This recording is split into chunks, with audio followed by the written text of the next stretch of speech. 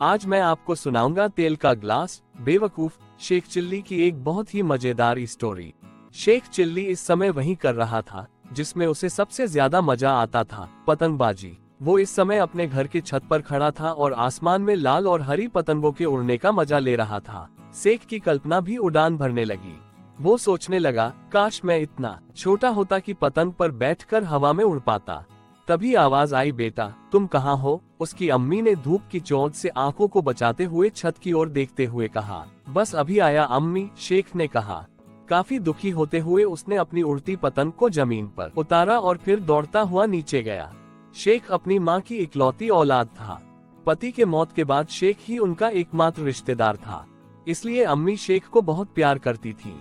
बेटा झट से इसमें 8 आने का सरसों का तेल ले आओ, उन्होंने कहा और अठन्नी के साथ साथ शेख को एक गिलास भी थमा दिया और बोला, तेल जरा सावधानी से लाना और जल्दी से वापस आना। रास्ते में सपने नहीं देखने लग जाना। क्या तुम मेरी बात को सुन रहे हो? हाँ अम्मी, शेख ने कहा। आप बिल्कुल फिक्र न करें। जब आप फिक्र करती हैं तब आप कम सुंदर लगती हैं। कम सुंदर? उसकी माँ ने हताश होते हुए कहा।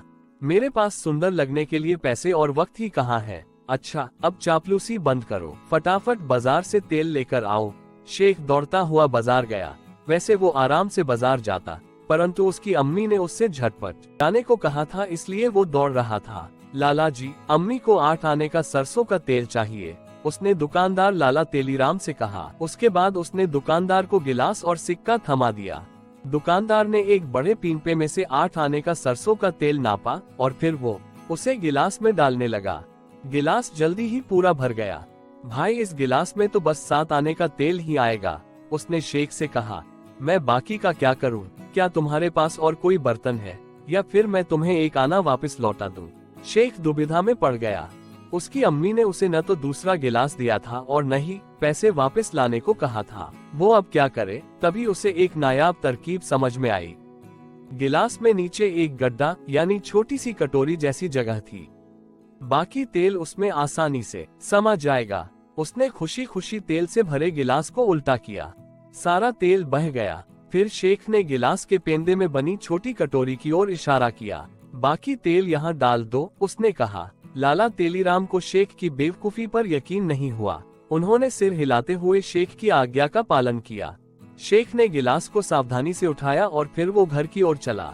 इस घटना पर लोगों ने टिप्पणियां की, पर शेख पर उनका कोई असर नहीं पड़ा। जब वो घर पहुंचा तब उसकी माँ कपड़े धो रही थी। बाकी तेल कहाँ है? माँ ने गिलास के पेंदे की छोटी केरी में रखे तेल को देखकर पूछा। यहाँ। शेख ने गिलास को सीधा करने की कोशिश की और ऐसा करने के दौरान बचा खुचा तेल भी बहा दिया। बाकी तेल यहाँ था। अम्मी जान, मैं सच कह रहा हूँ, मैंने लालाजी को तेल इसमें डालते हुए देखा था। वो कहाँ चला गया? जमीन के अंदर। तुम्हारी बेवकूफी के साथ साथ, उसको माँ ने गुस्से में कहा। क्या तुम्हारी बेवकूफी का कोई अंत भी है? शेख ने खुद को बहुत अपमानित महसूस किया। मैंने बिल्कुल वही किया जो आपने मुझसे करने को कहा था, उसने कहा। आपने मुझसे इस गिलास में 8 आने का तेल लाने को कहा था और वही मैंने किया। गिलास छोटा होने पर मुझे क्या करना है, यह आपने मुझे बताया ही नहीं था और अब आप मुझ पर नाराज हो रही हैं। आप गुस्सा न करें अम्मी। जब आप गुस्से में होती हैं तब आप, अगर तुम मेरे सामने से तुरंत दफा नहीं हुए तो मैं तुम्हारे चेहरे को खूबसूरत बनाती हूँ, अम्मी ने पास पड़ी झाड़ू उठाते हुए कहा। मेरी सहनशक्ति की भी एक सीमा है, जबकि तुम्हारी बेवकूफी असीमित है। शेख अपनी पतंग लेकर वापस छत पर चला गया।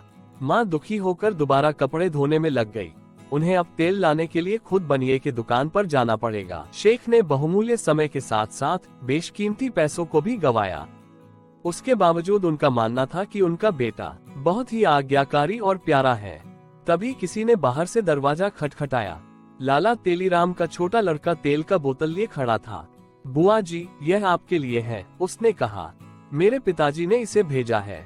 जब शेख भैया ने तेल से भरे गिलास को उल्टा तो किस्मत से तेल वापस पीपे में जा गिरा। भैया कहाँ है? उन्होंने मुझे पतंग उड़ाना सिखाने का वादा किया था। वो ऊपर है बेटा, तुम छत पर चले जाओ, शेख की माँ ने तेल लेते हुए और उस छोटे लड़के के गाल को थपथपाते हुए कहा। फिर वो मुस्कुराती हुए दोबारा अपने काम में जुट गई। धन्यवाद।